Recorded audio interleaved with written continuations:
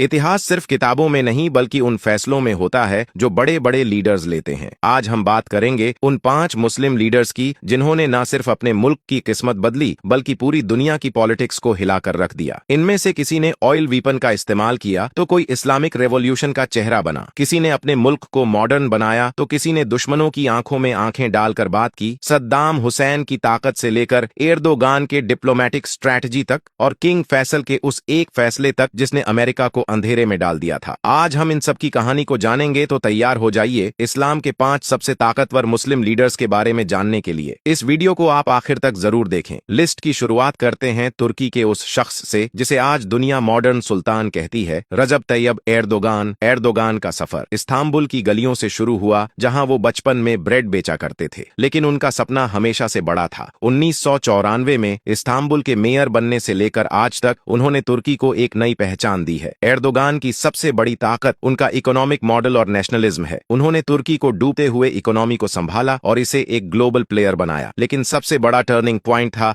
16 का failed corp, जहां अवाम ने सड़कों पर निकलकर उनका साथ दिया। एर्दोगान ने तुर्की की सेक्युलर इमेज को इस्लामिक टच के साथ कंबाइन किया, जो उन्हें पूरी मुस्लिम दुनिया में एक करिश्माई लीडर बनाता है। आज चाहे सीरिया हो या लीबिया हो, तुर्की का रोल इग्नोर नहीं किया जा सका। अब बात करते हैं एक ऐसे लीडर की जिसका स्टाइल और पॉलिटिक्स दोनों ही सबसे जुदा थे। लीबिया के मुअम्मर गद्दाफी 1969 में सिर्फ 27 साल की उम्र में एक ब्लडलेस मिलिट्री के जरिए उन्होंने सत्ता हासिल की। गद्दाफी ने लीबिया को एक गरीब मुल्क से निकालकर अफ्रीका का सबसे अमीर मुल्क बनाया। उन्होंने एजुकेशन, हेल्थ केयर और हाउसिंग को फ्री कर दिया। गद्दाफी का विजन सिर्फ लीबिया तक नहीं था, वो यूनाइटेड स्टेट्स ऑफ अमेरिका बनाना चाहते थे। उनके थर्ड इंटरनेशनल थ्योरी और उनके मशहूर ग्रीन बुक उनके पॉलिटिकल आइडियोलॉजी का निचोड़ थी। हालांकि उनके ऊपर डिक्टेटरशिप के इल्जाम भी लगे, लेकिन उनका वेस्ट के खिलाफ खड़ा होना और पेन अरबिज्म को प्रमोट करना उन्हें फियरलेस लीडर बनाता था। उनकी मौत के बाद लीबिया में स्टेबिलिटी आई। वो आज भी उनकी लीडरशिप की कमी महसूस करती है। हमारे तीसरे लीडर हैं इराक के सद्दाम हुसैन। सद्दाम हुसैन का नाम सुनते ही जहन में एक सख्त मिलिट्री लीडर की तस्वीर सामने आती है। प्रेसिडेंट बनने के बाद उन्होंने इराक को मिडिल ईस्ट की सबसे बड़ी मिलिट्री पावर में बदल दिया। उन्होंने एजुकेशन और इंफ्रास्ट्रक्चर पर बहुत काम किया, जिसके लिए उन्हें यूनेस्को से अवार्ड भी मिला था। लेकिन सद्दाम हुसैन की कहानी जंगों से भरी हुई थी। ईरान इराक वॉर हो या कुवैत पर हमला, उनके फैसले ने पूरे रीजन का नक्शा बदल दिया। उन्हें लायन ऑफ बेबीलोन भी कहा जाता था, क्योंकि वो किसी भी बड़ी पावर के आगे झुकने को तैयार नहीं थे। उनका अंजाम दर्दनाक था, लेकिन आज भी इराक के लोग उनके दौर के स्टेबिलिटी और अमनो अमान को याद करते हैं। सद्दाम हुसैन एक ऐसे लीडर थे जिन्होंने बातचीत में के जरिए अरब नेशनलिज्म को